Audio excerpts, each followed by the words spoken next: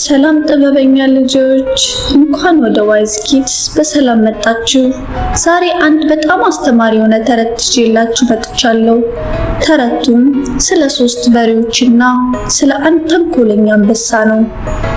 በአንድ ወቅት 3 የማይነጣጠሉ ጓደኛሞች በሬዎች ነበሩ፣ ነጭ፣ ጥቁር እና ቀይ። እነዚህ በሬዎች በጣም ይዋደዱ ነበር። ሁልጊዜም ሳር የሚግጡት አብረው ነበር። አንዱ ለአንዱ ጋሻ በመሆን ከአደጋ ይጠባበቁ ነበር። በአቅራቢያቸው ግን አንድ ርቦት የነበረ አንበሳ ይኖር ነበር። በሬዎቹን ሊበላቸው ቢፈልግም 3ቱ በአንድነት ሲቆሙ በጣም ጠንካራ ስለሆኑ ሊደፍራቸው አልቻለም። አንበሳውን በቁጭት እንዲህ አለ፣ በኃይል ካልቻልኩ በተንኮል መለያየት አለብኝ። ካልተለያዩ በስተቀር አንዳቸውንም ማሸነፍ አልችልም። አንድ ቀን ጠዋት አንበሳው ጥቁር በሬውን ለብቻው አገኘው። ቀስ ብሎም ወደ ጆሮ ተጠግቶ እንዲህ ሲል አንሾካሾከ፣ ወዳጄ ጥቁር በሬ ሆይ ትንሽ ሚስጥር ልንገርህ።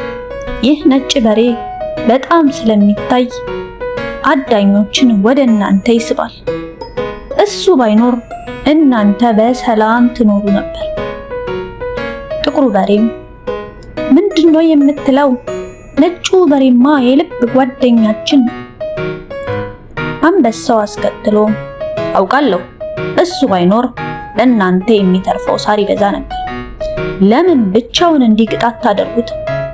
እናንተ ምርጥ ጓደኛሞች ናችሁ፣ እሱ ግን አይመጥናችሁም። ጥቁሩ በሬ በአንበሳው ንግግር መጠራጠር ጀመረ። በልቡም ምናልባት አንበሳው እውነት ሳይሆን አይቀርም ብሎ አሰበ። በቀጣዩ ቀን ጥቁሩና ቀይ በሬዎች ነጩን በሬ ከኛ እንዳትሆን ብለው አባረሩት። ነጩ በሬ ብቻውን ወደ ሌላ መስክ ሄደ። አንበሳውም አሁን ጊዜው የኔ ነው፣ አንድ በአንድ እበላቸዋለሁ። አንበሳው መጀመሪያ ነጩን በሬ ብቻውን አግኝቶ በላው። ቀጥሎም ቀዩን፣ በመጨረሻም ጥቁሩን በሬ በላው። ጥቁሩ በሬ ከመሞቱ በፊት እንዲህ አለ፣ የተበላሁት ዛሬ ሳይሆን ጓደኛዬ ነጩ በሬ በተበላበት ቀን ነበር። አንድነታችን ሲፈርስ ሞታችን መጣ። ልጆች ከዚህ ተረት የምንማረው አንድነት ኃይል መሆኑን ነው። ሁልጊዜም ከጓደኞቻችሁ ጋር ተስማሙ። በሚቀጥለው ተረት እስከምንገናኝ ደህና ሰንብቱ።